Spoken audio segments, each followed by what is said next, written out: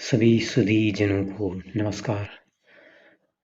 आज हम बात करते हैं श्री राम जी के जीवन से जुड़े अन्य चरित्रों की।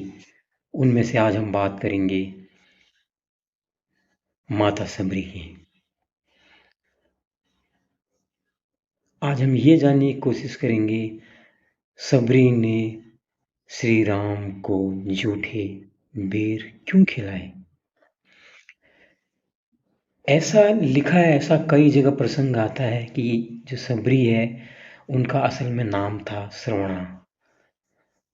तो एक वो भील परिवार से संबंध रखती थी और उन भील में भी एक सबर जनजाति है। सबर जनजाति की होने के कारण उनका सबरी कहा गया। कुछ लोग कहते हैं बड़ी उनने सब्र के साथ श्री राम जी का इंतजार किया, इसलिए भी उनका नाम सबरी पड़ा। खैर जो भी हो, जब वो थोड़ा बड़ी हुई उनकी शादी एक भील कुमार के साथ तय कर दी गई। सबरी बचपन से ही वन्य जीव, पशुओं आदि अन्य जीव जंतुओं के साथ बहुत स्नेह प्रेम रखती थी। तो सुना जाता है शादी से पहले उनके पिताजी बहुत से जानवर लाए और कुछ का वध भी किया होगा। तो सबरी ने पूछा, पिताजी ये सब क्यों? बोले तो खुशी के मौके पे, जश्न के मौके पे तो ये जानवर काटे जाते हैं। अब तुम्हारी शादी होने वाली है तो हम ढेर सारे पशुओं का वध करेंगे। इससे सबरी का मन बहुत कुपित हुआ और ऐसा कहा जाता है, ऐसा सुना है, पुराणों में लिखा है बहुत जगह, ग्रंथों में, कि वो घर छोड़कर रात में घर छोड़कर चली गई और जाते जाते जाते वो मतंग ऋषि के आश्रम में पहुंची। फिर उनको लगा मैं तो अनपढ़ हूँ, ये ऋषि लोग वेद अध्ययन इत्यादि करते हैं, मैं इनके मार्ग में खलन बनूंगी। या कुछ लोग कहते हैं कि वो अपनी की भील जाती थी इसलिए भी नहीं गई। खैर जो भी हो, ऐसा है कि वो ऋषि मतंग ऋषि के आश्रम से थोड़ा दूर एक झोपड़ी बनाकर रहने लगी। और जो विवरण है उससे ये पता लगता है कि वो रोज सुबह उठती और जिस मार्ग से ऋषि गुजरते उस रास्ते की वो झाड़ू झुआरी करती, रास्ते के कांटे आंटे बीन कर रास्ते में रेत बिछा देती थी। और यह सारा प्रक्रम वो छुप कर किया करती थी ताकि किसी को पता लगे।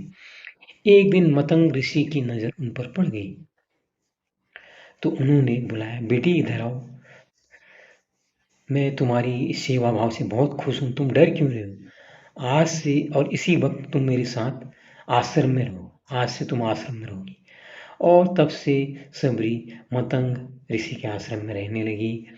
जब मतंग ऋषि देह त्याग करने वाले थे उन्होंने पास बुलाया, उनका बेटी तुम इसी तरह सेवा शुश्रूषा करते रहे हो, एक दिन श्री राम अपने भाई के साथ जरूर इस कुटिया में आएंगे, तुम्हें उनके दर्शन होंगे।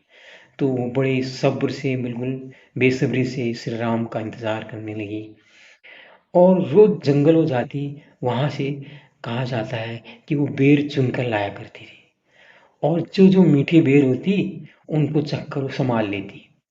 ये प्रक्रम चलता रहा, तब तक चलता रहा जब एक दिन किसी ने कहा, जब जंगल में थी, दो सुंदर से राजकुमार आए हैं तो समझ गई ये श्री राम ही आए हैं। उसी समय भगवान श्री राम शंभू का वध करके वहां से गुजर रहे थे और जब सामने सबरी ने श्री राम और लक्ष्मण को अपने सामने पाया है तो अपने अस्त्रों के धार से उनने श्री राम प्रभु के पैर पखार लिए और अपने जो जूठे बेर थे ये कह के दिए, प्रभु देखो मैंने आपके लिए चुन चुन के मीठे बेर रखे हैं। और प्रभु को उनके भोलेपन पर बड़ी दया भी आई और बड़े प्रेम से श्री राम प्रभु ने भी वो बेर, सबरी माता के दिए हुए बेर खा लिए। और ऐसा कहा जाता है कि उसी समय बेरों की उन्होंने इतनी तारीफ कर दी, उनने लक्ष्मण से कहा कि ये तो सीता जो भोजन बनाती है उससे भी ज़्यादा मीठे तो रस इन माता सबरी की बेरों से आ रहा है।